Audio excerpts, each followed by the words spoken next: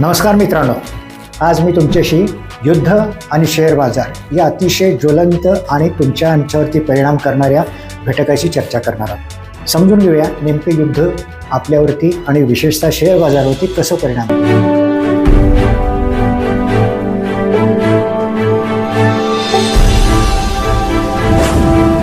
युद्ध ही सातत्याने होत असतात. त्यात अलीकडच्या कालखंडामध्ये सुरू झालेलं इस्रायल आणि इराक यांचं युद्ध आणि त्याच्यामध्ये अमेरिकेने घेतलेली उडी याच्यामुळे शेअर बाजार हा भारताचा कशा प्रकारे बदलत गेला आणि पुढे त्याची दिशा काय असेल हा विषय आपल्या दृष्टीने महत्त्वाचा ठरतो. युद्ध सुरू झाल्यानंतर अनेक प्रकारचे महत्त्वाचे बदल होत असतात. एक प्रकारची भीती असते आणि त्याचबरोबर आपला शेअर बाजार खाली येईल का अशी एक चिंताही असते. पण गेल्या 15 दिवसाचा जर आपण अभ्यास केला किंवा एक महिना पाहिला तर असं दिसतं की भारताच्या शेअर बाजाराने युद्धाचे सगळे धक्के पचवलेले आहेत. अशा विपरीत परिस्थितीमध्ये देखील आपला सेन्सेक्स हा पुढे चाललेला आहे आणि लवकरच आता तो 85,000 आणि 90,000 असा टप्पा पार करण्याची शक्यता दिसते. नेमकं असं कसं होतं? वाढता शेअर बाजार आणि युद्ध यांचा संबंध कसा असतो हे आपल्याला माहीत असलं पाहिजे. शेअर बाजारामुळे अनेक प्रकारच्या ज्या उलाढाली होत असतात त्यामध्ये युद्धाचा अभ्यास, युद्धाचे काय परिणाम होतील याचे आंतरराष्ट्रीय संबंध सगळे अभ्यासलेले असतात आणि त्यामुळे खऱ्या अर्थाने शेअर बाजार अत्यंत संवेदनशील असतो. अशी भीती वाटत होती की युद्ध सुरू झाल्यानंतर तेल महाग होईल आणि त्याचा परिणाम म्हणून आपल्या देशातील भाववाढ होईल आणि शेअर बाजार हा कोसळेल. पण असं अजिबात झालं नाही. उलट तेलाच्या किमती स्थिर राहिल्या, फारशा वाढल्या नाहीत आणि युद्धाचा परिणाम म्हणून आपल्याकडच्या शेअर बाजारामध्ये एक प्रकारची उसळी दिसते. अशा वेळेला नेमकं आपण काय करायचं? तर याचा एक महत्त्वाचा नियम आज आपण लक्षात घ्या की वाढत्या शेअर बाजारामध्ये तुमच्याकडे जर काही कचरा शेअर असतील ज्याच्यामध्ये तुम्हाला खूप मोठे तोटे होताना दिसतात ते पहिल्यांदा काढून टाका. 7% नियम लक्षात ठेवा.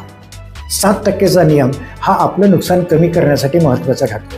ज्या शेअरमध्ये तुम्हाला 7% जास्त नुकसान होतं ते पहिल्यांदा सगळे शेअर्स विकून टाका आणि चांगल्या शेअर्सकडे या. आता चांगले शेअर्स कोणते? तर या कालखंडामध्ये आणि भारताचं एक अतिशय चांगलं अशा प्रकारची ज्याला अचिव्हमेंट म्हणून ती म्हणजे आम्ही डिफेन्स गुड्सची निर्यात वाढवतो आहे.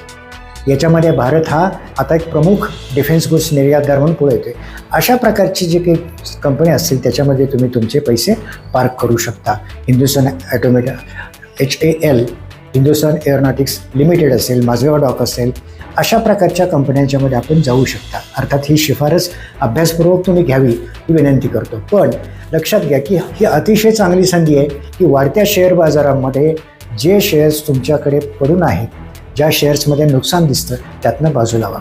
दुसरा महत्त्वाचा भाग असा, हे चर्निंग करत असताना, हे रूपांतरण करत असताना चांगल्या शेअर्स आज अजूनही कमी किमतीला उपलब्ध आहेत. ते कोणते आहेत त्याचा अभ्यास आपल्याला निश्चित करावा लागेल. या बाबतीत निश्चित तुम्हाला मार्गदर्शन करण्यासाठी SPL ही बांधिलकी तुमच्याशी ठेवते. कारण तपशीलवार अभ्यास केलेले अनेक चांगले शेअर्स आमच्याकडे सल्लामसलतीसाठी उपलब्ध आहेत. ते तुम्हाला निश्चितपणे आवडतील आणि आमच्या ऑफिसला भेट द्या किंवा आमच्याशी संपर्क साधा, याच्यावरती तुम्हाला माहिती दिली जाईल. पण मित्रांनो, शेअर बाजार आणि भारताचा शेअर बाजार हा सातत्याने तुम्हाला संपत्ती देणारा, श्रीमंत करणारा असणारच आहे याची खात्री बाळगा.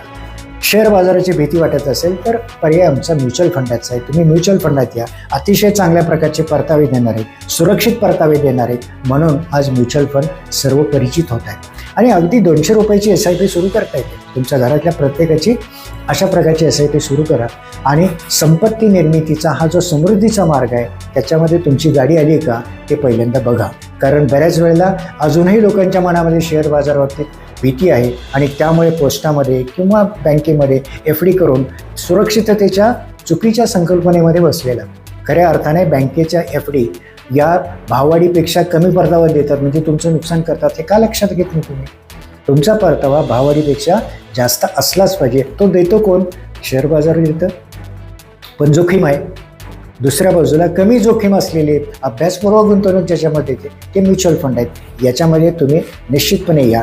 कारण भारताचा शेअर बाजार हा आता प्रगतीकडे चाललेला आहे आणि तो स्थैर्य पकडून आहे.